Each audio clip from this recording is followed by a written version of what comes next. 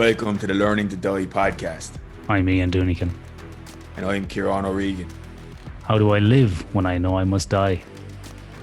We explore areas of philosophy, psychology, martial arts, culture, existential risk, history, society, religion, science, and anything else that seems of interest and relevance to answering that question. We can only hope that some of what we learn might be of benefit to you too. Namaste, sapiens.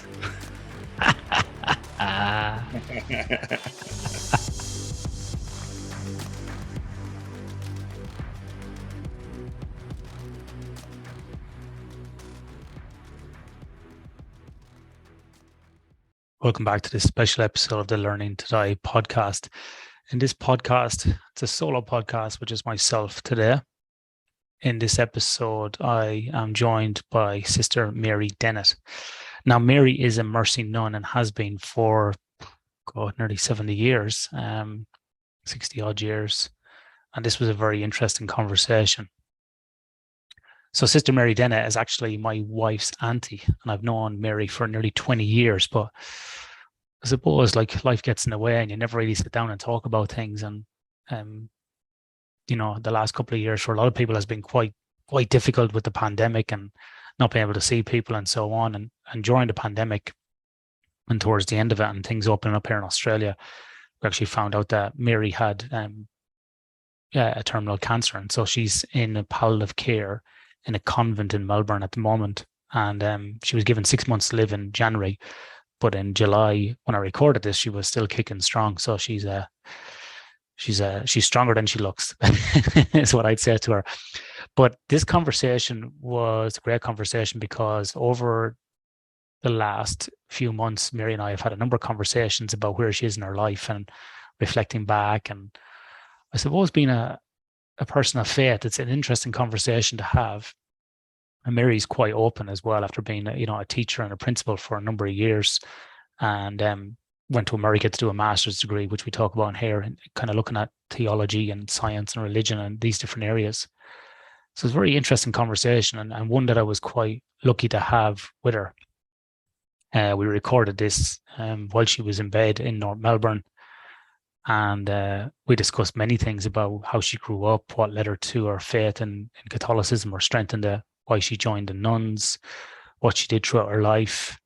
And I think something that really struck me in this conversation, which Mary and I have spoke about on the phone since, is basically about the whole kind of tenement of, if you live your life for other people, that it may come at a high personal cost to yourself.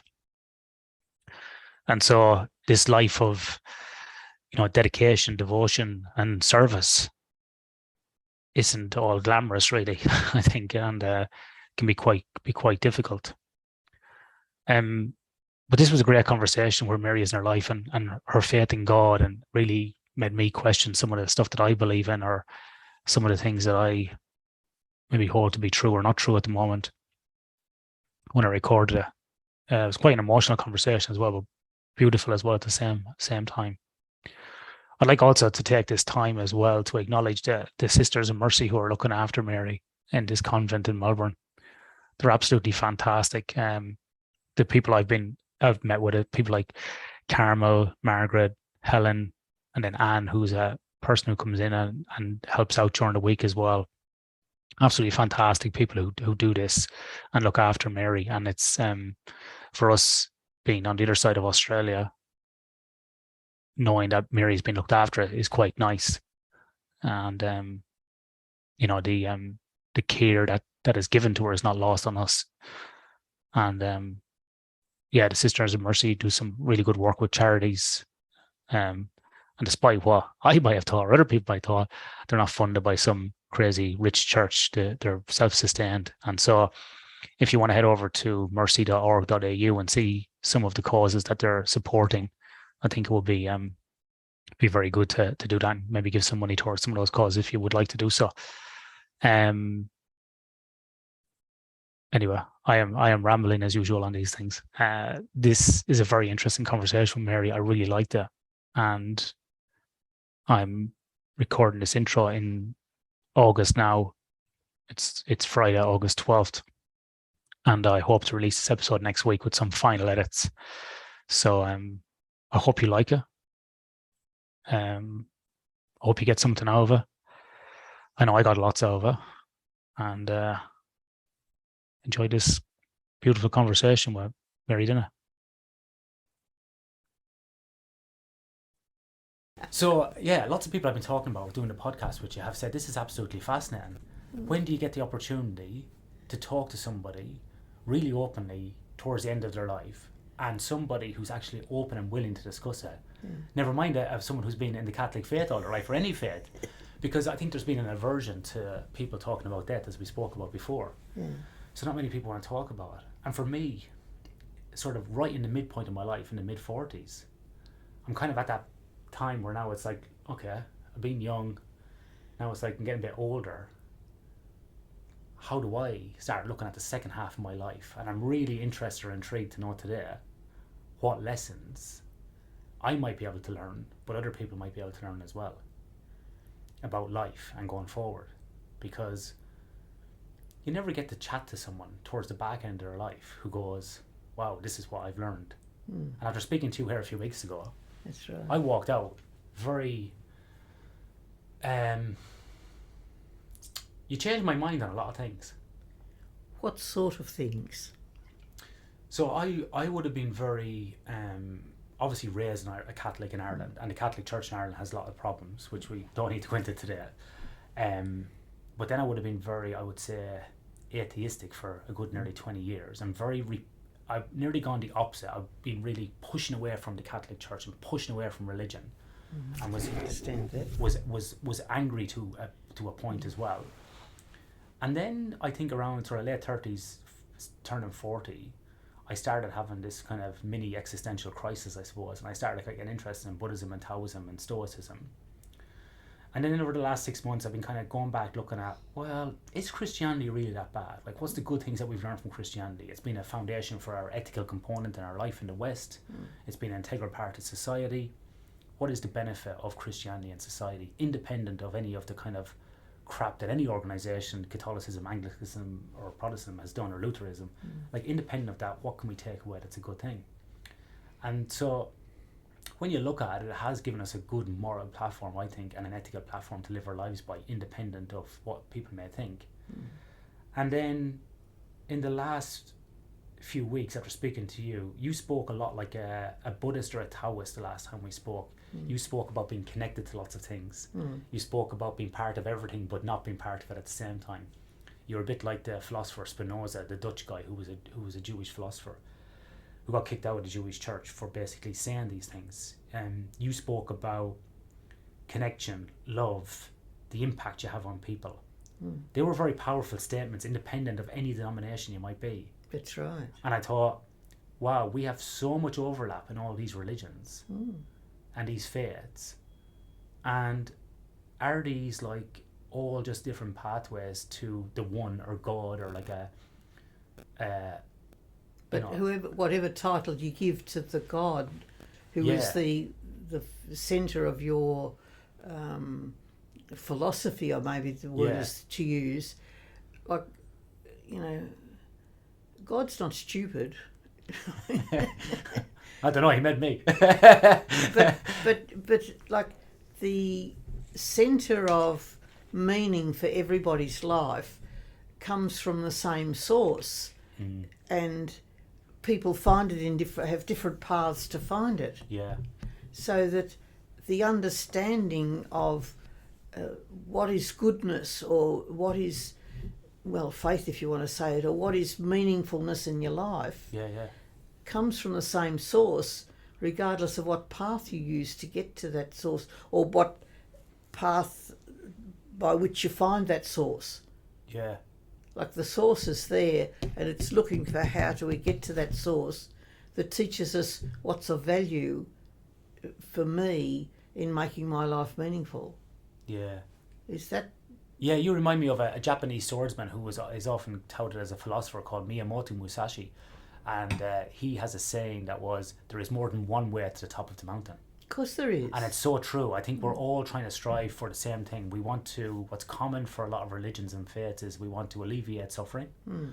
we want to maximize or understand our meaning and our purpose in life. And that's so common to all people, regardless whether you believe in something or not. Well, look at the universal attitude to the Ukraine situation.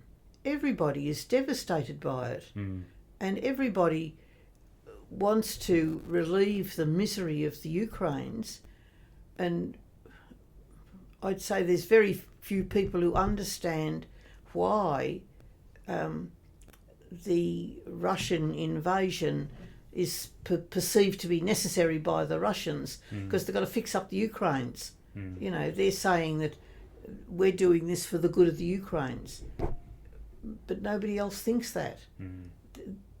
It's very difficult to find a way of talking about that in mutual understanding, isn't it? Yeah. I think sometimes we look for what divides us instead of what unites us. You know, that's we true, should and be that's looking what for I common feel language. is the Russian perception of it. We're doing the right thing by these people, and all of you other people are doing the wrong thing. Is the way, or the way they're presenting it. Yeah. And we're thinking the exact opposite. Yeah, we're thinking, hey, you're doing the wrong thing by the Ukrainians, and Yeah. you have to change. Yeah. So this awareness of different paths to the same outcome, but it sort of indicates that the outcome isn't the same in a way. Like there's a political element to it in what it appears to me anyway. Yeah. There's a political element in what the Russian focus is. I'm sorry. Just mind your hand on that. We don't want to turn it off. I haven't turned it off. No. You're right. But I've been fiddling with it. I better stop fiddling with it. But that's what I think. Like it's the lack of cohesion of where the discussion starts. Like, but again, that's just one example of where we don't connect when we start the conversation. Yeah, I totally agree with you. I think that in today's culture, and I don't know whether it's interesting because obviously you're a lot older than me, and I feel like that sometimes it's just me and my time in my life. Is the world getting crazy, and we have the inability to have common language or come to a common starting point. And so it's interesting to hear you articulate it in that way as well, because I think that is a problem. We just can't even seem to get on the same page to start the conversation these days.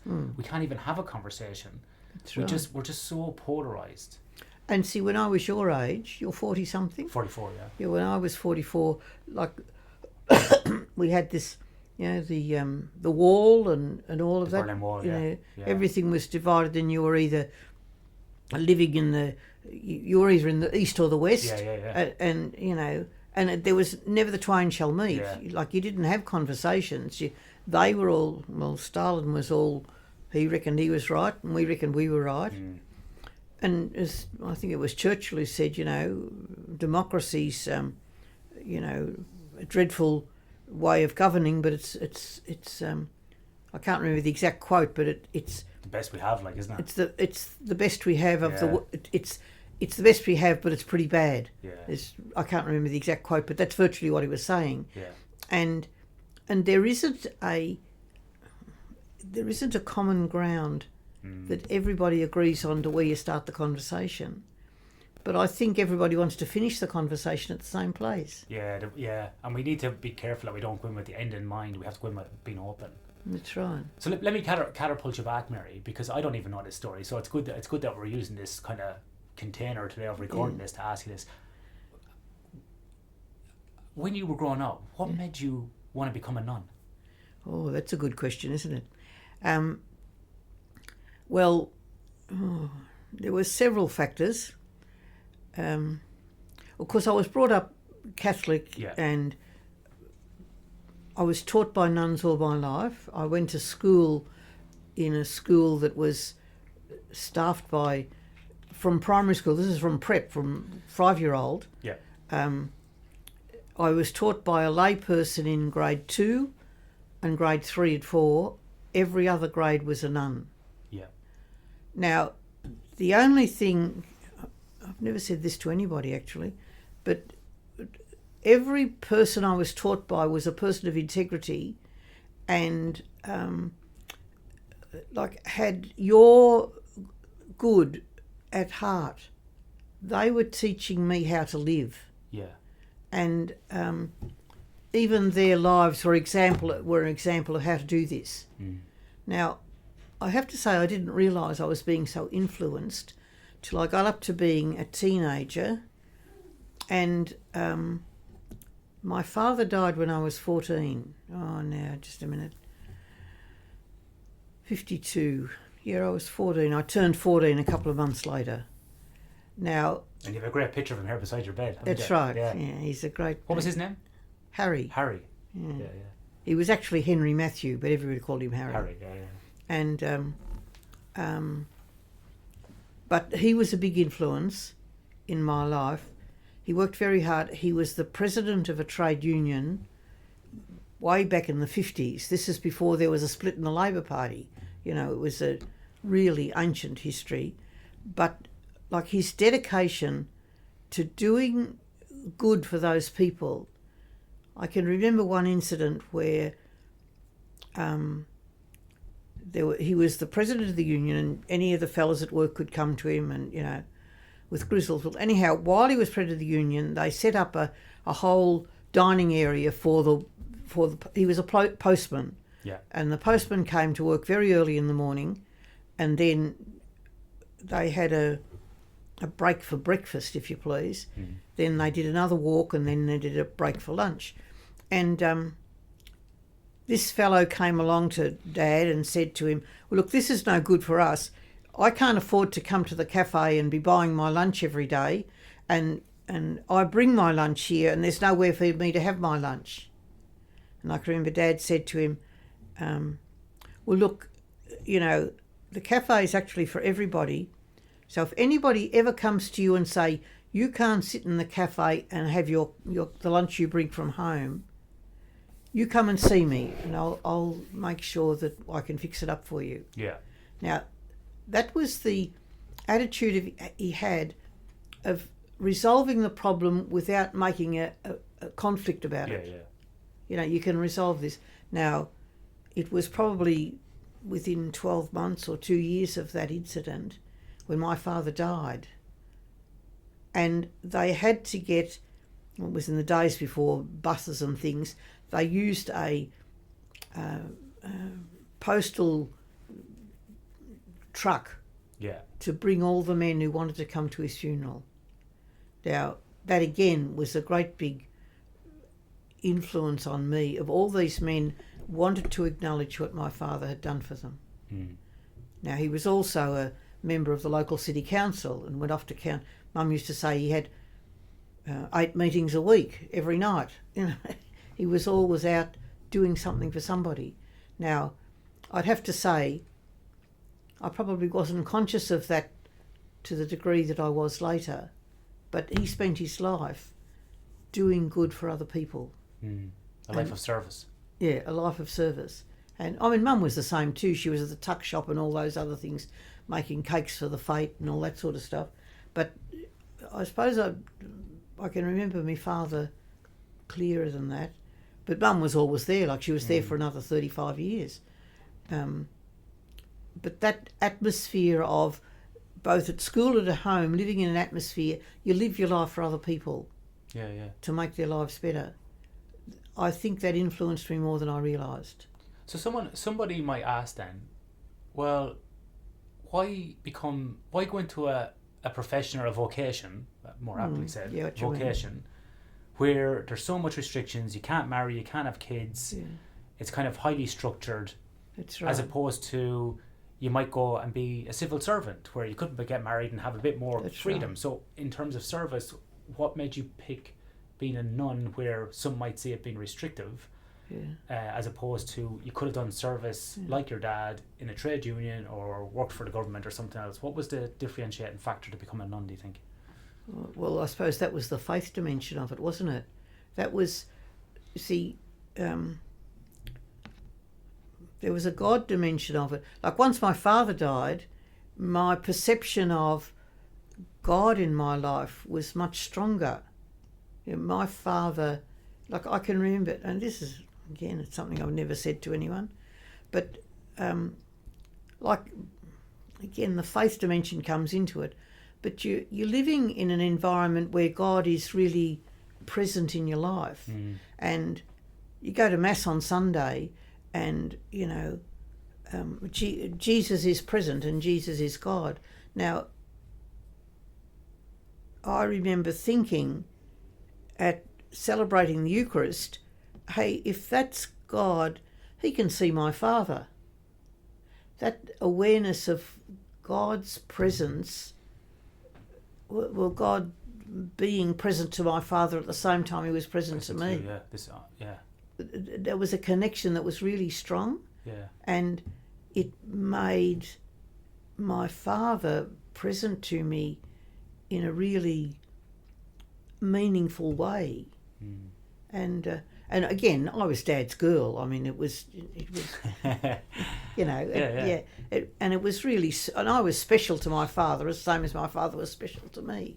And again, I got on better with Dad than I did with Mum. Not that I didn't get on with my mother, you know, but I was Dad's girl. Yeah. So, and it really made me think of what's really important. It's interesting because you did lose your dad at a young age, and you know, I would have thought that you would have actually lost faith. You would have maybe looked and said, why was my dad taken when I was so young? So it's interesting that your faith actually got stronger from it. Yeah. Where I think for me, I would have been probably angry. Yeah. I would have been the opposite. So it's very interesting. You must have had this like inherent, you know, I suppose, internal faith that was very strong within you to get through that. I think that must have been the case. But again, remember, I was brought up in an atmosphere of faith. Like you went to school and like you prayed every morning in school. You prayed first thing in the morning and you prayed at playtime and you every time the bell rang. We did the same, Mary. In the 80s and 90s, we did the same in Ireland. We prayed when you came in, after the small break, after the lunch break, at the end of the day, at certain times of the year, like rosaries, same thing as well. So at the very same thing growing up with either brothers teaching us or even just, like you said, lay people, the same kind of influences in school the whole way through, That's right. But it didn't have that same effect on you. No, but then again, who knows what I'm controlled by. I'm a bit more mischievous, I think, than you. But there's other influences that's right, going on in your life beside that. But the effect of my father's death on me was positive, you'd have to say. And it was terrible at the time. I mean, it really was terrible. And you know, my mother never talked about my father for about 30 years. Really? Mum was so devastated by Dad's death that she kept her grief to herself, so we sort of had to keep it to ourselves. And so I sort of talked to Dad about it. Like he was still present to me, like his life was still meaningful for me in a way that, you know, wasn't... I couldn't articulate it because there was nobody to talk to about it. So... but it was more like a feeling for you, was it? Yeah, well, I suppose it was, but it was a presence. It was the presence of God, and hey, God knows him, so I'm pretty safe here. I'll be okay. And choosing to be a nun, I think, was influenced by the fact that the Sisters of Mercy that I knew were people of great integrity and great capacity to challenge you to be the best person you could be. You know, they, like there's, again, some of them were better at it than others, but they always, you know, you could do better than that, you know. Some of them were brilliant at it and some of them weren't so. But like when I was about, it was the year after Dad died, it would have been, I think. Oh no, it was before Dad died. It was when I was the end of grade 7. I won a scholarship and went to a scholarship school, and the nun who taught at the scholarship school, again, she was brilliant at saying, you can do better than this, you know. And you just wanted to do better because of the faith that they had in you to be the best person you could be. You didn't want to let them down. Yeah, I mean, it was like, I don't know what factor it was, but it was something that happened in the school. And again, it was still in the days when the schools were segregated. You had boys' schools and girls' schools. so you could take a different approach to it. I taught in both single sex and co-ed schools in my life, and you did teach differently if you were teaching single sex than if you were teaching, particularly if you were teaching all girls. All girls respond differently to, and boys have to challenge everything, and and you have to challenge back. You know that. And there's another story I could tell you, but I'm not going to put it on tape, about how the boys challenged me, and you had to be equal to it. You couldn't just dismiss it and say, "Oh, we're not going to talk about that," because then you'd have gone down the drain, but you'd have lost the capacity to influence them for good. And the kids' eyes popped out of their heads, but turn that thing off and I'll tell you the story, because I won't tell it to you on tape. I'll chop it out. No, you won't. I don't believe you. And then when you're gone, I'll put it back in. I don't believe you. We'll talk about that story later on. But it is a story of when a boy... No, actually, it was a girl who challenged me because I was still in a girls' school. And the question she asked was, "You know Jesus?" I said, "Yeah, I've heard of him." "You know, they reckon he lived till he was about 30. "Oh, that's about right, they say." "You reckon he lived for 30 years without doing it?" Now, she asked me that in front of the whole class. Now, you can't dismiss a question like that, because you lose the capacity to influence the kids for good. You have to answer that question. Won't tell you the answer, but that's the sort of challenge you have in a classroom of teenage kids who are doing it. And want to know, what's the... But they're also aware that you haven't done it. And, what sort of a life have you got? But some of these kids were into doing it, of course. It was probably... was it when I was in Geelong? Oh, dear. I don't know. It was in the 80s. So I was probably about... in my 60s. Oh no, I'd have been in my 60s in the 80s. I was born in... That'd make you 100 now. No, it wouldn't. When were you born? Late 30s? Yeah, the late 30s. So you would have been in the 80s? I'm in the 80s now, yeah. I'm 83. So what year were you born? 38. 38. So in the 1980s, you would have been in your 40s. That's right. Yeah. That's true. You're right. Yeah. But anyway, they perceive, and they perceived me as having wasted my life, because they were into the, growing up and learning how the world works. And of course, again, at this stage in Catholic schools, there were a lot fewer nuns and a lot fewer lay teachers. So although I was teaching in the school, it was a school where... It was a Catholic school that had quite a few nuns in it, but very few compared with the number that were there when I was in school. And the school population of students was much bigger, and so the number of nuns you had teaching you was much higher. I think what I observed the same going to primary school, and we call it like baby infants in Ireland, then primary school and secondary school. Right. Over time, and it was in the Catholic system, you could see like the nuns and the brothers, the numbers dissipating, diminishing, and then more lay teachers coming in. And then I think when I left, maybe 10 years after, all the schools then are basically now co-ed as well. That's right. They're all co-ed. Well, see, this is the last convent in Victoria that the Sisters of Mercy have that's got nuns living in it. That we're in right now, Yeah, we're in right now. I lived here when I did my degree in the 1970s. I lived here in a community of about 20. There's 6 of us here now, and that's a big community. So, but it's the last convent with Sisters of Mercy living in it. So why did you become a teacher as opposed to, we see a lot of nuns like previously would have become like, nurses or some other profession? Why teaching? That's a really interesting question, because I remember thinking, well, if that's part of the deal, I'll go with it. I would never have been a teacher if I wasn't a nun. Really? Never. What do you think you would have done if you didn't become a nun? What would you have worked at? I went to work for 2 years before I entered the convent. Oh, really? Yeah. I worked in the government public service, Commonwealth Public Service for 2 years, and then had to resign. Actually, my mother wouldn't let me resign because she didn't think I'd last. So she'd been taught by nuns too, and nuns were always neat and tidy and organised, and she could do all the things that nuns were that I wasn't. So I'm not going to survive in this game. So when I left work, I had to write a letter asking for 12 months leave without pay. Yeah. So that when I came back to my job, I wouldn't lose my seniority. Yeah. And there'd be a job there for me to come back to. So that was Mum's attitude to me surviving in a convent. So did you stay then just to defy her? Pardon? Did you stay as a nun just to defy your mother? Was that the reason you stayed?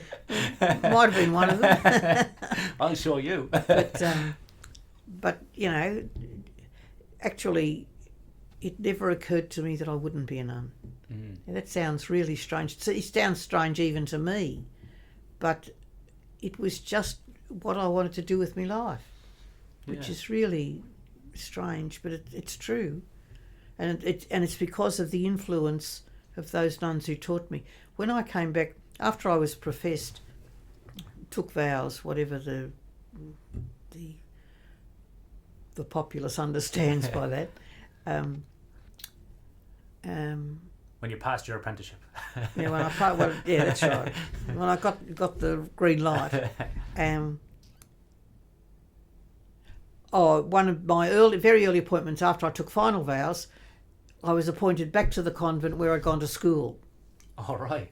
And after 2 years, I taught the bubs there at one of the primary schools. But after 2 years teaching prep, or whatever you call it at your country, I was then appointed to the secondary school where I'd gone to secondary school. Every nun on the staff in that secondary school taught me. So I was on the staff of the secondary school where I went to school. Yeah. Teaching with nuns who all the other nuns on the staff had taught me when I was a kid at school. What was that like?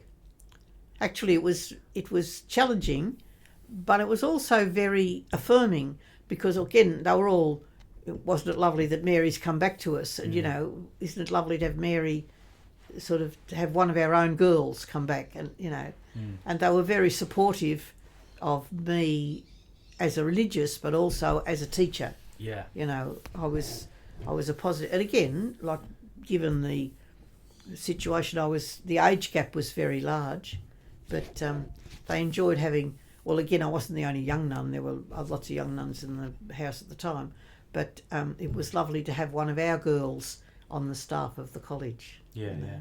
They were really pleased to have me there. Yeah. And let me know. You know, they didn't hide it. So how many years all up then did you teach?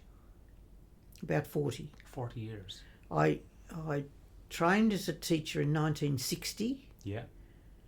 And the last year I taught, was in a school.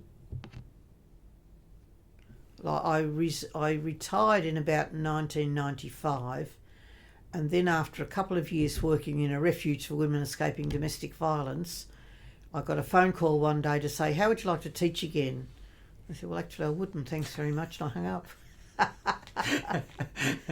So the next day I got the same person ringing, making the same phone call. "Are you sure you wouldn't like to teach again?" Well, what's the story? Now, she was in a country school where the senior maths teacher had been diagnosed with cancer. And they had advertised for a replacement in the middle of the year, and of course they didn't even get a response. They didn't get nobody responded to the ad. Yeah. And I said, "Oh well, all right, I'll come till the end of the year." I finished up staying until the end of the next year, but I said I can't teach the year 12 maths because I've been out of school for those few years and everything changes so quickly. I said I'll teach you year 11s, but I won't teach year 12s. So I came back and taught senior maths in that school for a couple of years till they were able to advertise for the beginning of the year, and you're more likely to get a teacher then. And they did get a replacement teacher, and remarkably that man recovered from his cancer. And the next time I had contact with him, the first time when I met him at the school, I thought, "You're not going to live very long, are you?" He really was a very sick man. About 5 years later, he was back at the school, not only teaching but doing the timetable as well. Now, if you've done the timetable in a school, that's I a wouldn't like hell of that. a job. That's a hell of a job. So he did really recover to the point where he's a full-time teacher doing the timetable. Well, you can have the timetable. I don't want it. You know, that's the sort of calibre. Like he really became well again. Yeah. You know, so that was quite remarkable too. But I'd left that school by then too, and I finished teaching. I taught there, as I said, till '95. So that's 35 years, is it? And then I taught for another couple of years after that. So it wasn't quite 40 years that I taught for. And I taught, in those 40 years, I taught every grade in the school for at least one day. But most of my teaching was, I taught that year, when I went back to the school I'd gone to school at. It's running out, is it? No, I'm just checking it. And when I went back to the school that I was talking about, I taught there for 8 years, and then I did a degree. I didn't do my degree till after I'd taught for a while. And then after I did my degree, then I taught senior secondary, senior maths and biology and chemistry and religion, of course, for the next X years. I don't know how long. And probably taught that for about 20 years, I reckon. But didn't you go back and do you do a master's by research, or you do a master's? I did a master's over in America. It was an American master's, so it's... But I did a Master of Arts in Culture and Spirituality. Doesn't that sound flash? It sounds very flash. Yeah. But it was I did this degree in science with a major in maths and chemistry, and then taught biology most of the time. But anyway, I went, but then after I retired from school and went and worked in this refuge for women escaping domestic violence, somebody who was in charge of the congregation came to see me one day and said, "You haven't landed yet, have you? You know, you're not on your... This isn't..." I said, "Actually, this is a really important work. This is the women escaping domestic violence." But I said, "I don't think I could keep doing it all the time. The emotional drain on looking after those women was so difficult and so draining emotionally for me as well as for them." And she said, "Well, have a look around and see what you'd really like to do, and we'll see what we can arrange." So I went and had a look around to see what I'd like to do. And after I'd finished, I can't remember the sequence now, but anyhow, I became aware of all this work about, the environment and all that, and my whole attitude to it, those damn greenies. That was the attitude I had. Yeah. Anyhow, at one place that I went to, and for reasons beyond my control, there was this magazine with this article in it that said something like, the head of the article was something like, "What's the environment got to do with your faith?" or something like that. "What's God got to do with the environment?" Yeah. It was connecting. I thought, damn greenies again. But it was a situation where I didn't have anything else to do, and this was the only thing there was there to read. So I thought, I'll have a look at it, Anyhow, I read the article, and actually I was in Ireland when this happened, and I read the article, and I got halfway through it and thought, why hasn't somebody told me all this? Yeah. Because I had this science degree, and I had this interest. Well, I didn't have the interest in saving the greenies, but I thought, hey, this is all connected to faith and God, and why don't I know? Why hasn't somebody told me? So when this nun said to me, "Well, go and find out what you'd like to do," so I went and investigated what was available and what were they actually teaching here? What does it really mean? And I found a couple of courses in America, actually, that were presenting stuff that was... the first half of the course I did at a place called Genesis Farm, which was setting out to be doing farming in a green way. Yeah. That's oversimplification, but that's really what it was. And the woman who set it up knew absolutely nothing about farming, and I didn't know that till I got there. I wouldn't have gone. But anyhow, over the years, it had been set up for several years before I got there. But over the years, I she'd got a lot of support from people who were of the same mindset, and they'd set it up really well. The lecturer they had in the creation, well, not creation, in the development of the universe from day one, was a former lecturer from Harvard. Is that Harvard? Yeah. He'd been a lecturer at Harvard. He really knew his onions, and it was brilliant to have him lecturing us from, the Big Bang right up to today, and it was brilliant. And then we had she had some also far out greenies ideas that you listen to, but anyway. And then the second half of this course we did at a university in California, and the university in California gave us the master's degree, having used both halves of the course from the Genesis part and the California part. And in that course, actually, when I finished the first half of the course, I think, well, that's all very well, but what does it mean in terms of relating it to what life's about or what the story's about? Interestingly, I came home from America after the first half of the course and then had to go back and do the second half. It was crazy. The whole thing was crazy. But anyway, when I went back to do the second half of the course, as I said, the first half was all head knowledge. Yeah. When I went back to do the second half, it connected it to what does it mean for life, and we did things on,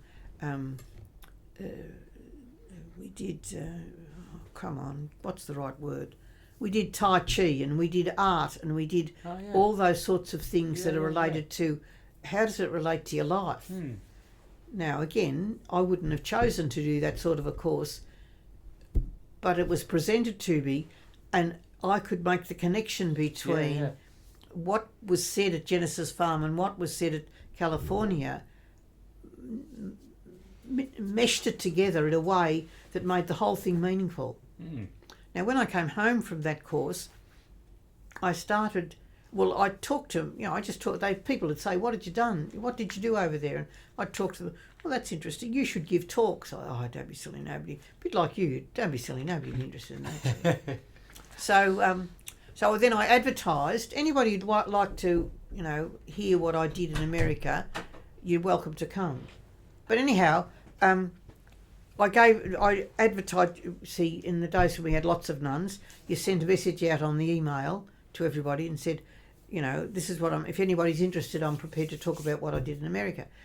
So I think about 25 people turned up. All right. So I gave a talk, and then I said, well, I don't know whether I said, they said, hey, we'd like to hear more about this.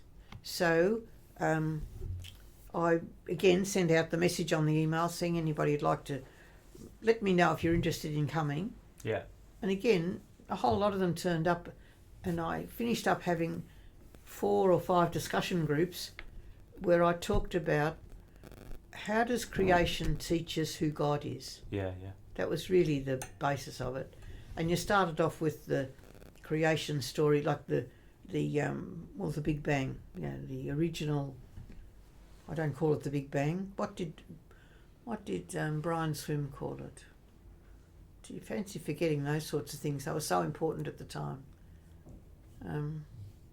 But it was the original flaring forth of the universe. That's it. Okay, haven't heard that before. The original flaring forth of the universe was the beginning, like God's starting the whole process. But God created a whole process that was able to work itself out. Like here you are, you've got the means of doing it, you've got the brains to do it, and you can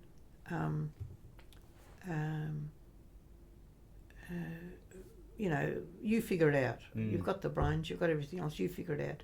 And that's what the universe has been doing ever since. Figuring out what is God calling us to. And then after that, I gave retreats about me. Giving retreats was the most unexpected outcome of my life I could have even thought of ever. But people turned up in their droves. And I talked to these people about how do we learn God from creation. I had 3 different. First one was about God, learning God from creation. The second one was about actually, while I was in California, Brian Swim, who was one of the gurus of the story, he gave this series of talks talking about the powers of the universe. Mm. And I've got a whole, I might have given them away, you might be interested in it, a whole series of, I had CDs of every talk he gave, Right. and there were 10 of them. There were 10 powers of the universe. And at the very last talk he said, every organisation, every being, everything in the universe has got access to these 10 powers of the universe and uses them to learn their life and to live the fullness of life. So every power, every being in the universe has access to these 10 powers of the universe to live life to the full. So again, when you do a master's degree, you have to write an essay. Mm. So I wrote my essay on, in this particular course I did, you could choose your own topic, and it was only a 5,000 word essay, which meant it was a bit. Anyway, the 5 powers of the universe, the powers of the universe are present and active in everything. So I wrote my essay on the powers of the universe, present and active in the founding, spread and works of the Sisters of Mercy. Mm. And then when these people asked for a retreat, because they didn't just want an afternoon talk, they wanted to have reflection time. All right then. So I used the essay that I'd done to give the retreat. I cut it down to 5 powers of the universe, and of course they were all Sisters of Mercy at first, and I taught about how Catherine Macaulay is related to the creation of the universe. Oh, you can't do that. Leave that. I just need to get out of bed. We'll pause this and we'll come back. Yeah. Pause this and we'll come back. We can come back. All right, we're going to take a short break. So now, Mary, we've spoken about like the kind of the first half of your life. We've spoken about like up until you did the masters and so on. But now, in January, you said you were diagnosed with this form of cancer that you were given 3 to 6 months to live. That's right. And we're now in July, so you've right. exceeded expectations. You've beaten the system already. It's beaten the system already. The system already. But obviously, at this time of someone's life, of reflection. Of reflection. Looking back, how do you feel about what is God, based upon a life lived of faith? How do you define God now for you? Well, that's a really good question, because we buried one of our sisters just a couple of weeks ago. I'd have to say it was a bit of a challenging experience for me. Obviously, I couldn't go to the funeral, but they live stream all our funerals now. Yeah. So I watched it. And it's not beyond the bounds of possibility that I'll be the next funeral in the congregation. So it was a bit confronting to be part of the ceremony. Yeah. But the interesting thing was the readings that she'd chosen for her Mass. And there's a reading from St. John's Gospel that says, we will see him as he really is. That's the quote that's stuck in my head. I mean, it's been there for a lot of time. And a lot of the sisters choose that, that reading, the couple of sentences before and after, for their Requiem Mass. Usually sisters choose the readings for their Masses now. And but I've been focusing on what do we mean when we say we will see him as he really is?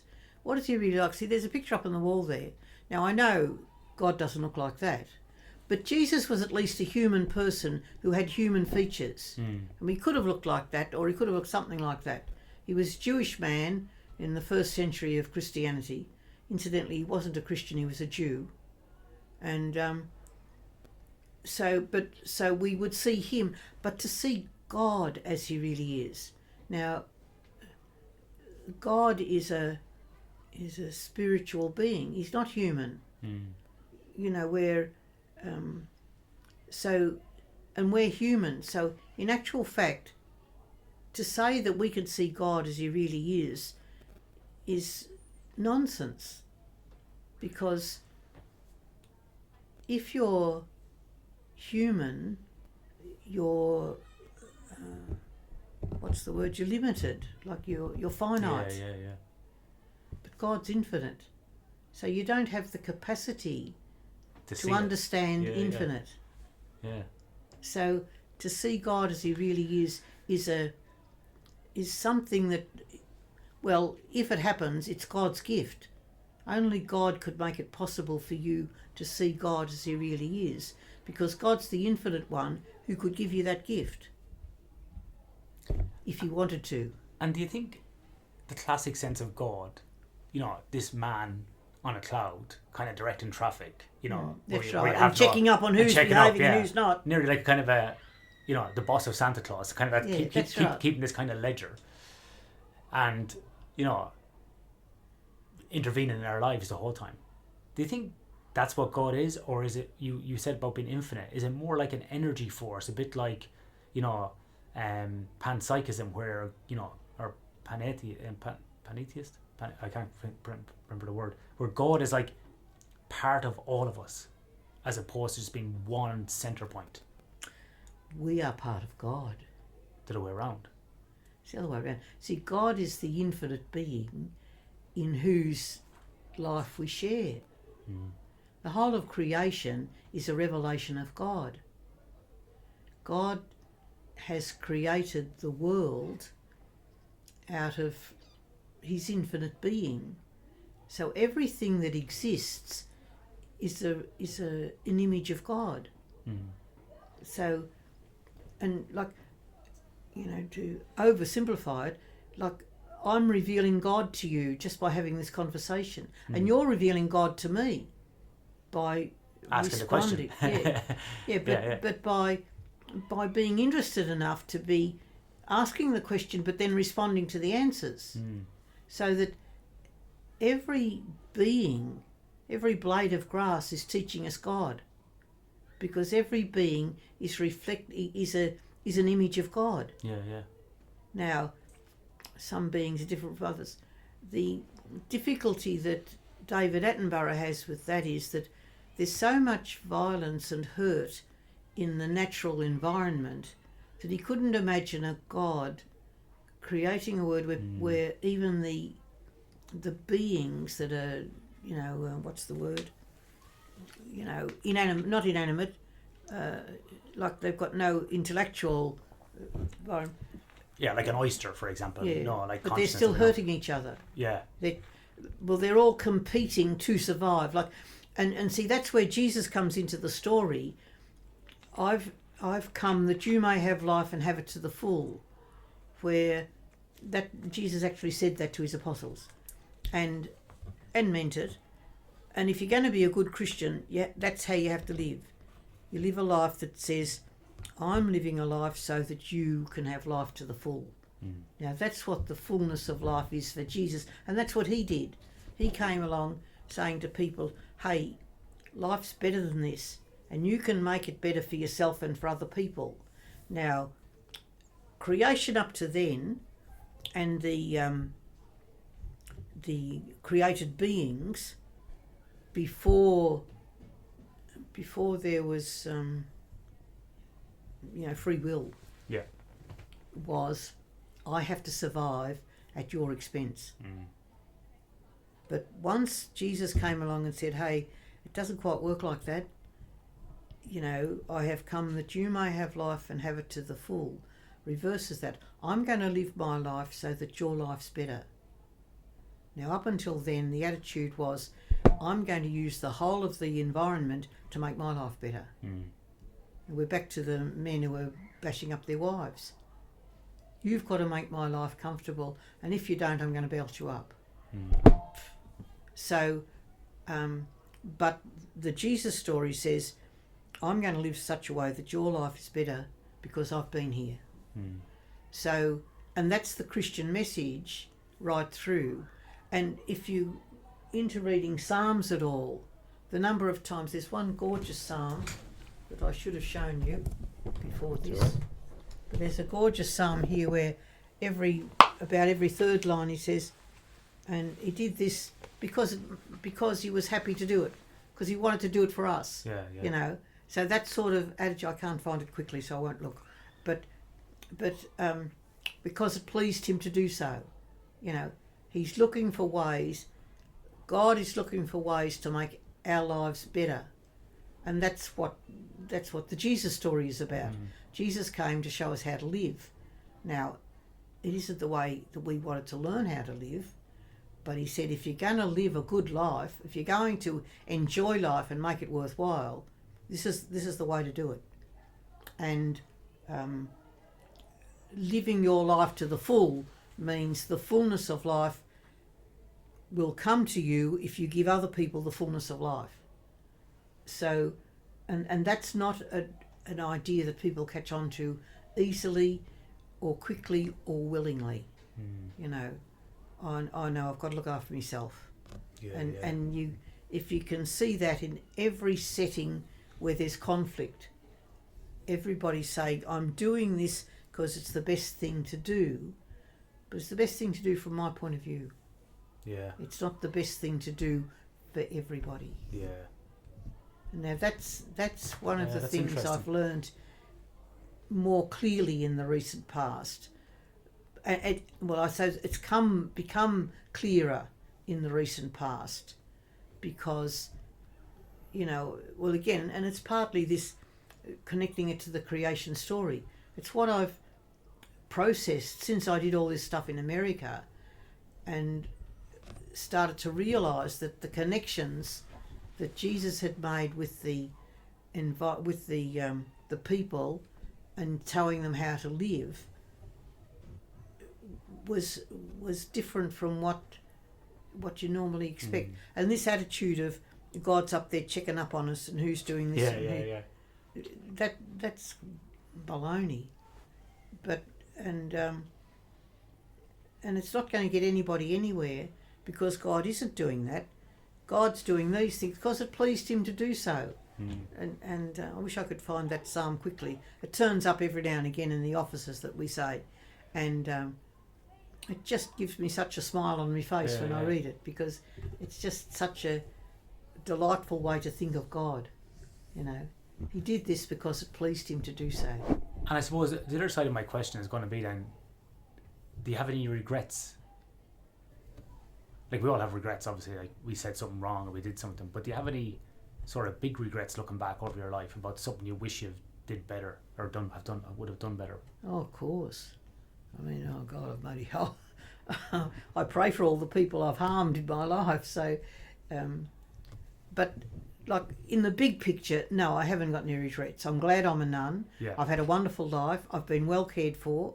Not cared for. I've been given wonderful opportunities. Like, if I hadn't been a nun, I would never have gone to America to study.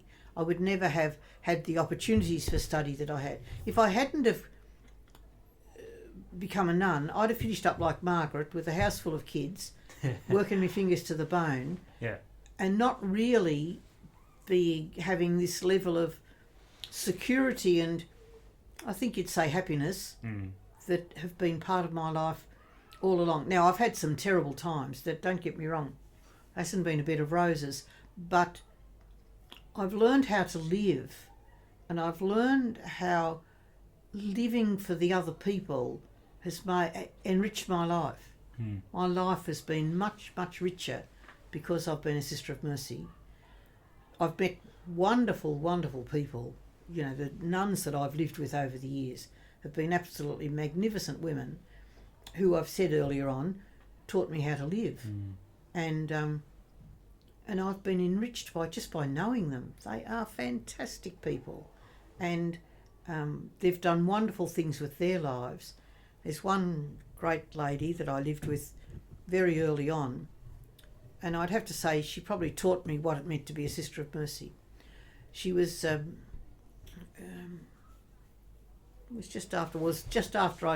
was back in 1962. It was Christmas 1962. How about that for spotting a time? But it was. And this sister was called Sister Mary Killian. And Killian was a great woman for knowing who the poor people were, who were the people who needed help and what sort of help they needed, and I can do something about it. Now, it got to Christmas Day that year, and mind you, Killian wasn't always there when the bell rang or anything like that. You know, that wasn't a high priority for her. Looking after the poor was the priority. Anyhow, Christmas Day, and I remember getting up in Christmas morning, and we'd have had mass at midnight. We probably had 3 masses at midnight, and when I came to the kitchen, there was just a minced beef, you know, roly-poly in the oven. I thought, well, that's a bit funny for Christmas Day, but I was a very junior nun. I didn't say anything. And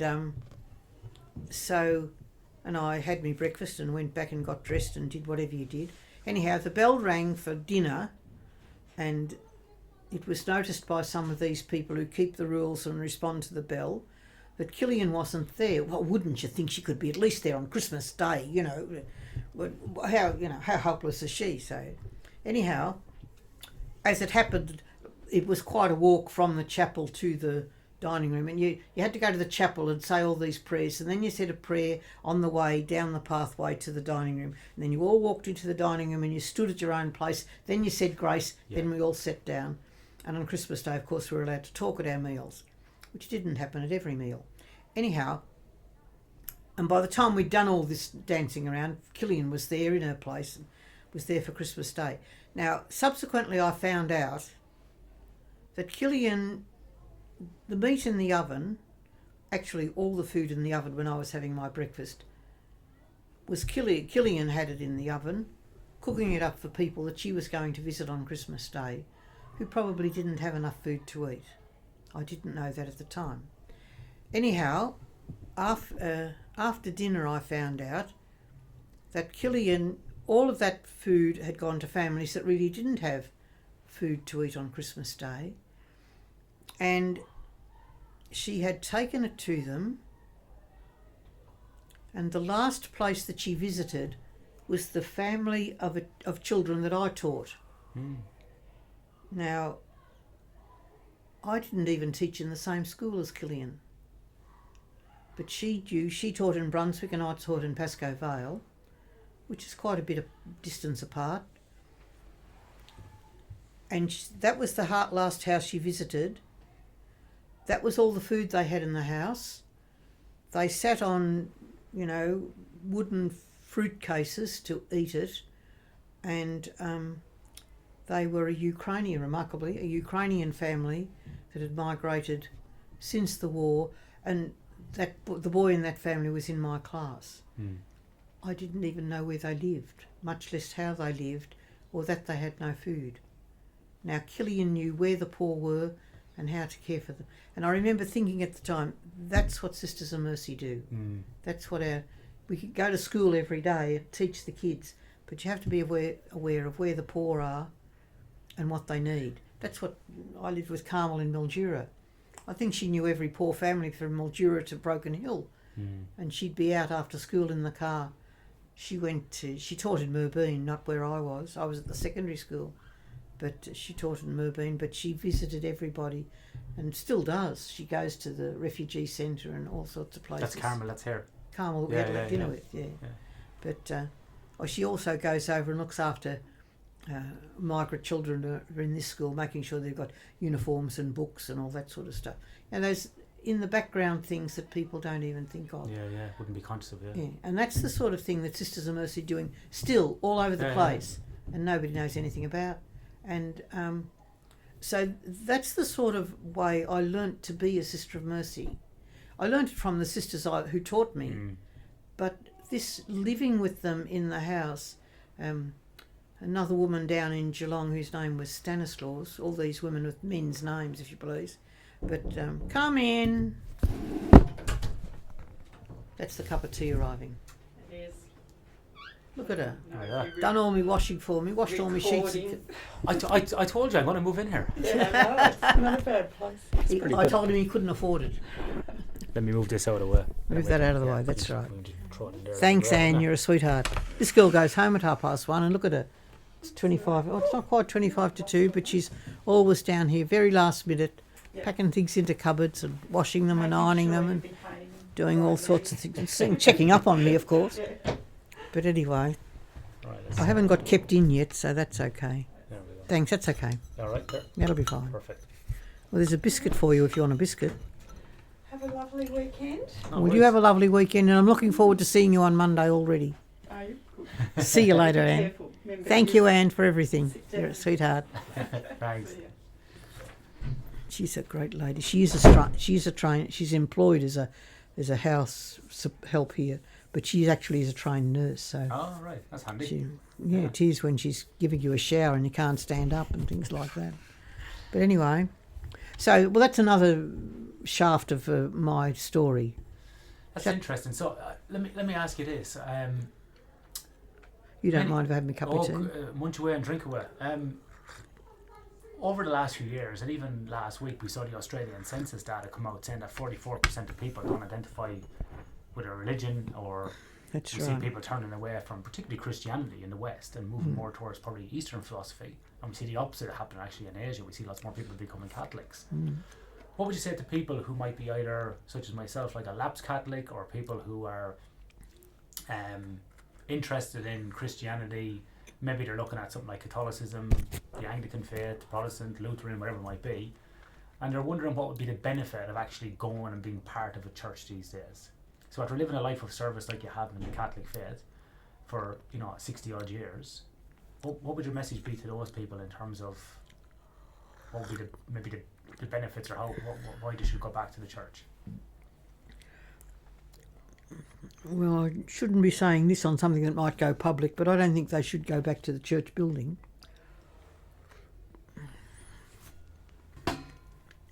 I think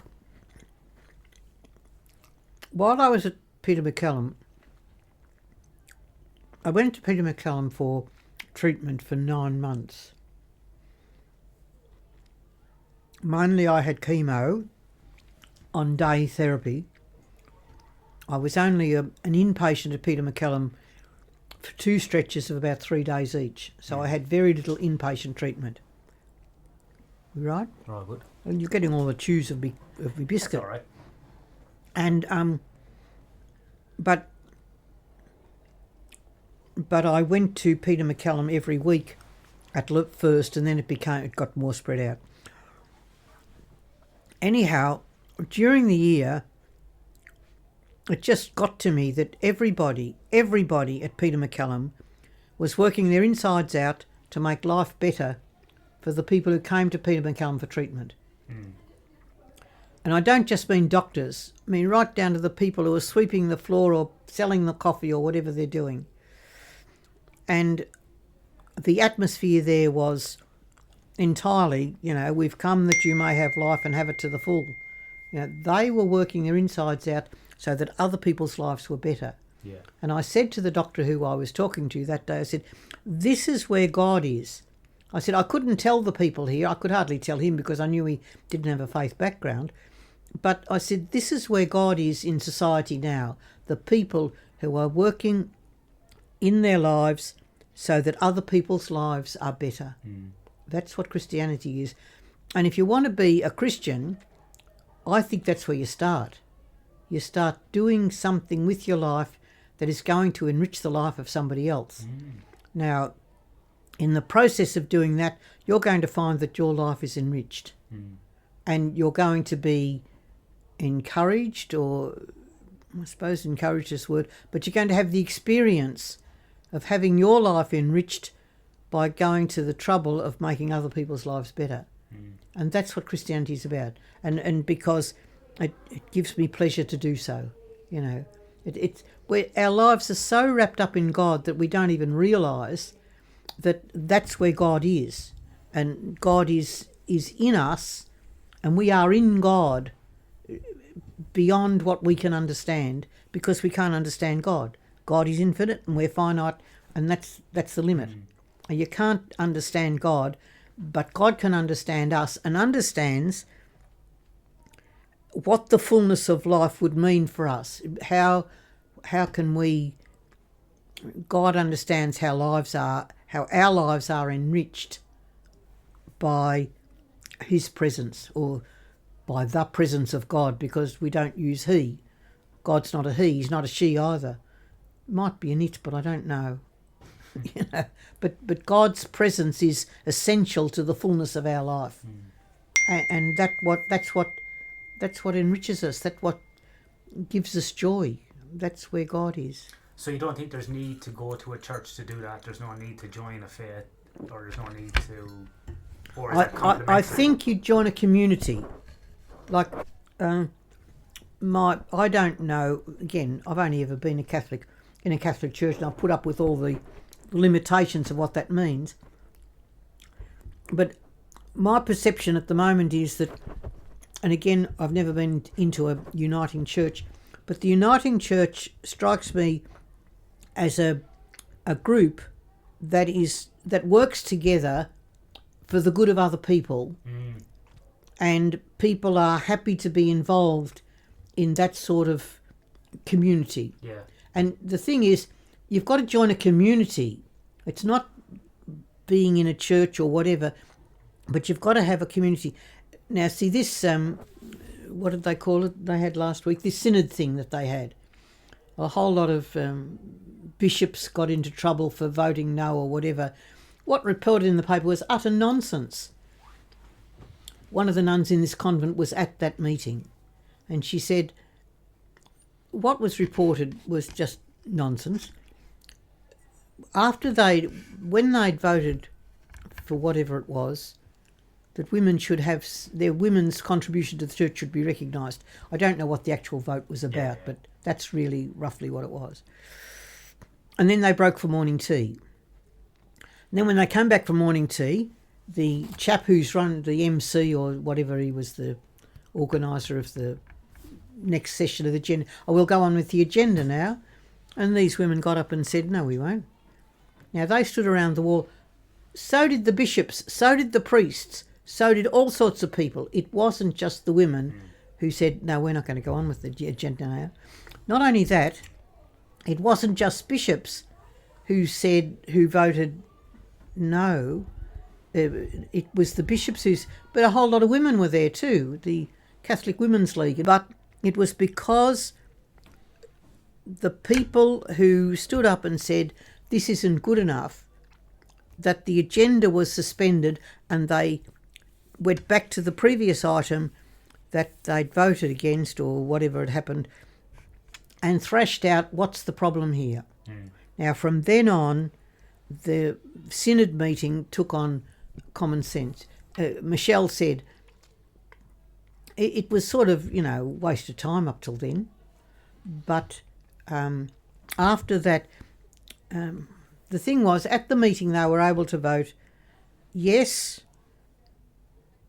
no, or yes with reservations, or no, I think it was yes with reservations. Now, and I said to her when she came home, I said, were you able to, like, when people voted whatever it was with reservations, what forum was there to discuss what were their reservations? There was none at all. They were never raised. The reservations were never articulated. And she said it was a waste of time.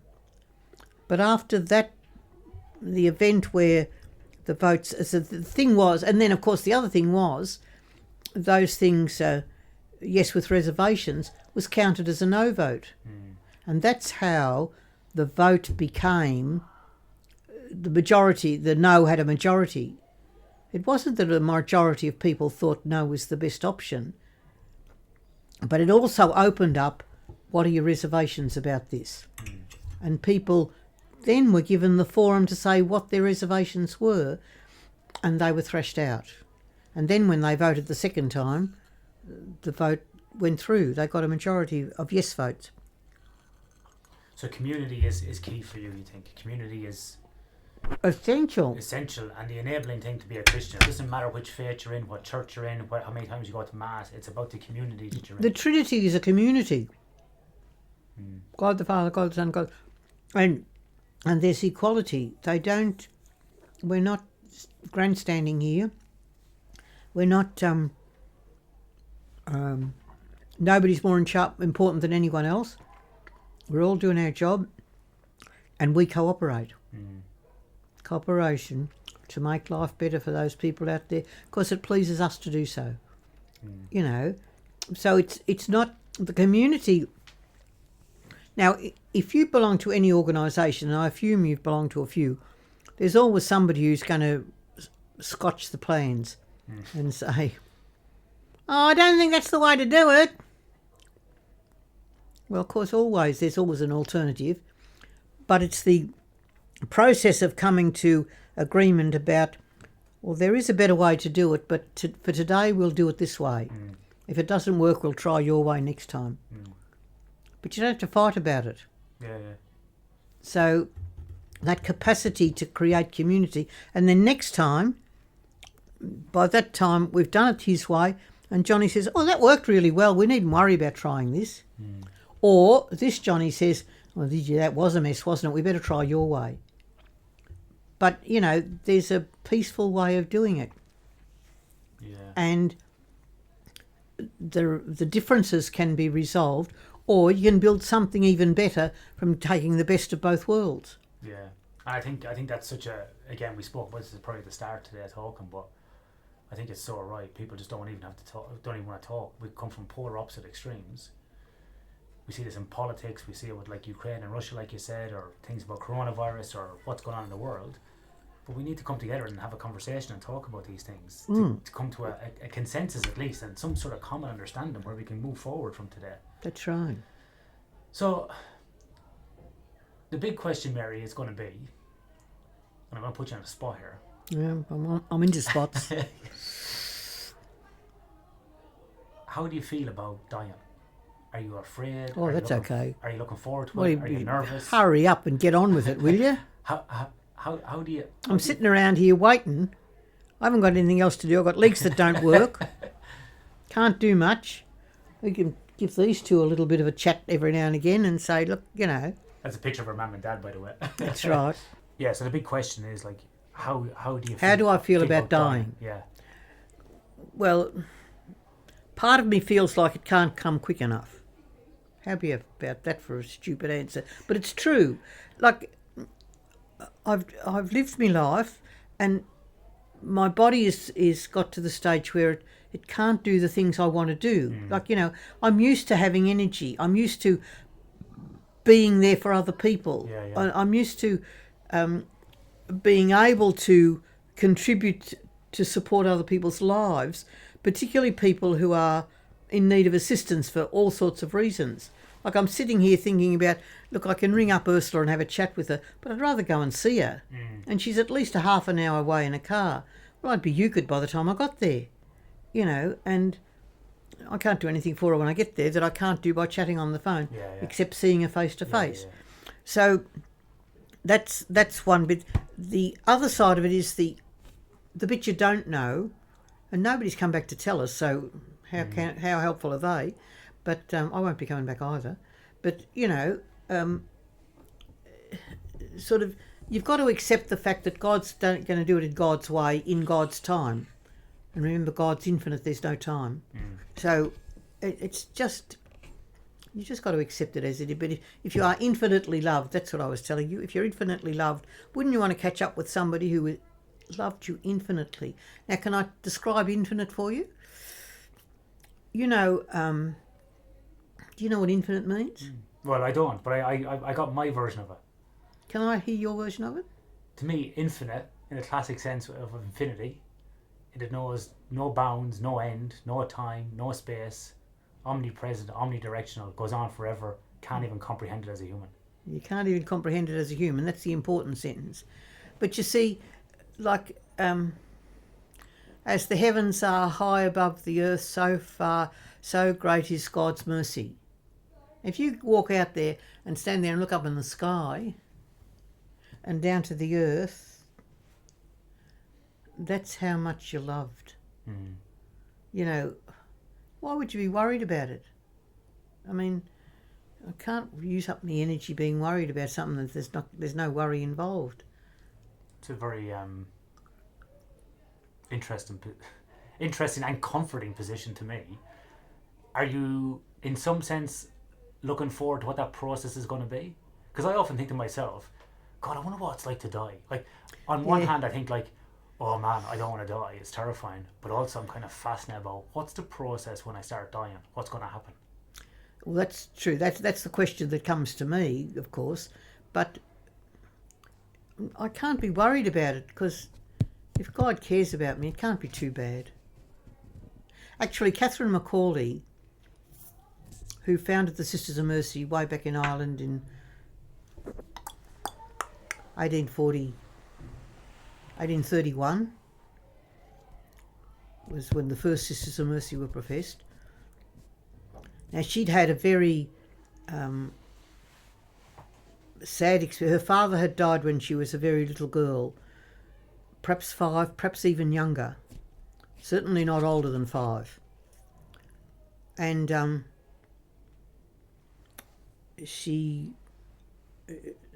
so there was her mother and a sister and a brother. The brother was born after the father died, so it was, anyway. But Catherine's mother died when she was about 21. And the mother's death was fairly frightening for Catherine. I don't know anything much about the detail of it, but I know that Catherine was very disturbed by her mother's death. And she was always afraid of dying. Now, remember, the attitude to sin and death and all that was much different then, 1831, from what it is now. But she was very afraid of dying. And when she was actually dying, she actually said to the sisters who were with her, and I'm sorry I don't have the quote in front of me, and I've given away all my Catherine Macaulay books, I'm sorry to say. She said, how could I have been afraid of such a beautiful experience? Now, that's not quite a verbatim quote, but it nearly is. But the experience of actually dying wasn't something that frightened her, although she'd been afraid of it all of her life. So, but again, it's a personal encounter between you and God. And it's not going to be like anybody else's personal encounter between you and God, because nobody else is going to have a personal encounter with God like yours, because you are a reflection of God that's different from everybody else's, because God's infinite and every person is a reflection of God's creation in a way that nobody else is reflecting it. You're a unique reflection of God for anybody who comes in contact with you. So my final question for you today, Mary, is this. If someone was listening to this podcast or this episode or this conversation and you had passed on and you had gone and we were left with this great memory of you in this audio form, which I think is awesome that we can do that, what would be your message to people out there, whether it be family, friends, new listeners, people that feel moved by listening to you? What would be your departing message to them, if any?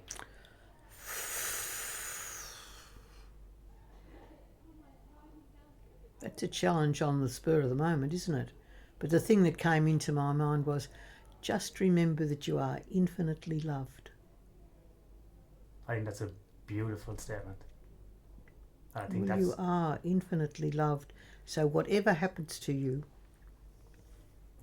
is not ever going to be worse than the goodness of being infinitely loved. That's what keeps me going anyway. I am infinitely loved. that might be the best ending to a conversation I've ever had. Mary Dennett, thank you very much. Thank you. That's so nice. That was really, really nice. Thanks, Mary. That was so nice.